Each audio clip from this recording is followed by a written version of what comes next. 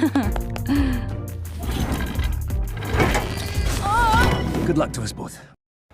Question में हमसे कहा जा रहा है कि एक समद्विबाहु त्रिभुज के आधार की लंबाई 2a है तथा उसकी ऊंचाई h है। यदि त्रिभुज की सभी भुजाओं से त्रिभुज के बाहर की ओर वर्ग बनाए जाते हैं तो क्वेश्चन में हमसे पूछा जा रहा है कि इस बनी हुई आकृति का क्षेत्रफल क्या होगा। जैसा कि क्वेश्चन में कहा गया है कि एक समद्विबाहु त्रिभुज ABC है जिसके आधार की लंबाई 2a है और उसकी ऊंचाई जो है वो h है।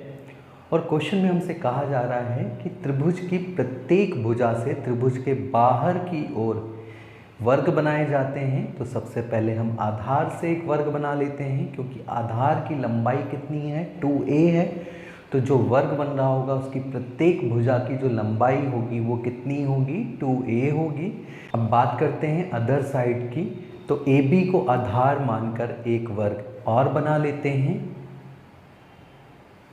ठीक इसी प्रकार AC को भी आधार मानकर एक वर्ग और बना लेते हैं। और क्वेश्चन में हमसे इसी बनी हुई आकृति का कुल क्षेत्रफल पूछा जा रहा है। सबसे पहले बात कर लेते हैं ट्रायंगल की। तो ट्रायंगल का हमें बेस पता है, हाइट पता है, तो आपको पता होगा किसी भी त्रिभुज का जो क्षेत्रफल होता है वो क्या होता है 1/2 आधार इंटू ऊंचाई। तो अगर हम यहाँ पे पुटअप कर रहे हों तो 1/2 बेस कितना है हमारा 2a और हाइट कितनी है h, और 2 से 2 कैंसिल आउट कर दें तो जो एरिया ऑफ ट्रायंगल आएगा वो कितना आ रहा होगा a इंटू एच का आ रहा होगा। इसके बाद हम बात कर लेते हैं स्क्वायर की। तो सबसे पहले हम बेस वाले स्क्वायर की बात कर लेते हैं, क्योंकि इसकी हमें साइड पता है। उसकी साइड कितनी है 2a है, और आपको पता है किसी भी स्क्वायर का जो एरिया होता है वो साइड का स्क्वायर होता है। इट मीन्स 2a का स्क्वायर इस स्क्वायर का एरिया होगा और 2a का स्क्वायर होगा 4a स्क्वायर। इट मीन्स इस स्क्वायर का जो क्षेत्रफल होगा वो कितना होगा 4a स्क्वायर। अब हम बात कर लेते हैं अदर 2 स्क्वायर की। तो आप देख पा रहे होगे इसके लिए हमें साइड पता होना चाहिए, जबकि यहाँ पर इनकी साइड्स हमें नहीं पता है। तो सबसे पहले तो हमें साइड को कैलकुलेट करना पड़ेगा। उसके लिए हमें फोकस करना पड़ेगा वापस अपने ट्रायंगल पर। आप देख पा रहे होगे जो ट्रायंगल है उसका जो बेस है वो कितना है 2a है और हाइट जो है वो h है। और आपको पता है ये समद्विबाहु त्रिभुज है, तो इसकी जो अदर 2 साइड्स होंगी वो इक्वल होंगी।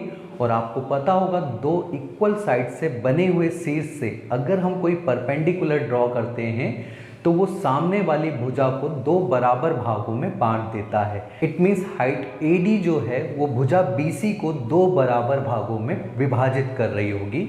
और क्योंकि BC जो है वो उसकी टोटल लेंथ कितनी है 2a है, इट मीन्स BD कितनी होगी a होगी और DC कितनी होगी a होगी।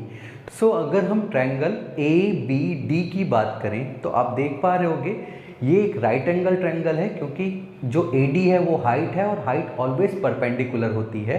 तो इस ट्रायंगल में हमें लेंथ ऑफ परपेंडिकुलर भी पता है और लेंथ ऑफ बेस भी पता है। तो हम इससे हाइपोटेनियस AB इजीली कैलकुलेट कर सकते हैं। और आपको पता होगा हाइपोटेनियस इक्वल होता है अंडर रूट में बेस का स्क्वायर प्लस परपेंडिकुलर का स्क्वायर। लेंथ ऑफ AB यहाँ से कितनी आएगी अंडर रूट में बेस का square, it means a square plus perpendicular का square, it means h square. तो हमारी AB की जो लेंथ आई है वो यहाँ पर क्या आई है अंडर रूट में a square plus h square. और आपको पता है AB जो है वो इक्वल होगी AC के बराबर। इट मीन्स अदर साइड भी जो होगी उसकी भी लेंथ जो होगी वो क्या होगी अंडर रूट में a square plus h square. अब हमें दोनों ही स्क्वायर की साइड्स पता चल गई हैं, तो हम इसका एरिया इजीली कैलकुलेट कर सकते हैं। और वर्ग का जो क्षेत्रफल होता है वो उसकी भुजा के वर्ग के बराबर होता है। इट मीन्स अगर हम under root a square plus h square को होल स्क्वायर कर रहे होंगे तो स्क्वायर रूट से कैंसिल आउट हो रहा होगा और फाइनली जो एरिया आ रहा होगा वो क्या आ रहा होगा a square plus h square. ठीक इसी प्रकार अदर साइड का भी जो एरिया आ रहा होगा वो क्या आ रहा होगा a square plus h square. और क्वेश्चन में हमसे पूछा जा रहा है कि इस बनी हुई आकृति का कुल क्षेत्रफल क्या होगा। इट मीन्स ये जो एरिया आए हैं हमें सभी को हमें क्या करना पड़ेगा सम अप करना पड़ेगा। तो सबसे पहले हम ट्रायंगल का एरिया ले लेते हैं।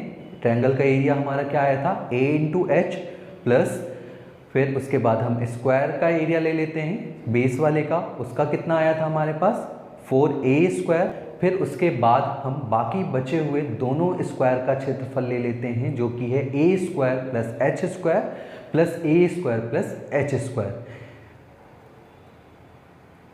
अगर हम इसे सिंप्लीफाई कर दें तो 4a square plus a square plus a square equal हो जाएगा 6a स्क्वायर के, और H square plus H square equal होगा 2h स्क्वायर के और प्लस ah को एज इट इज लिख देंगे। तो जो हमारी बनी हुई आकृति है उसका जो कुल क्षेत्रफल आया है वो क्या आया है, 6a square plus 2h square plus ah। और क्वेश्चन में हमसे यही पूछा गया था।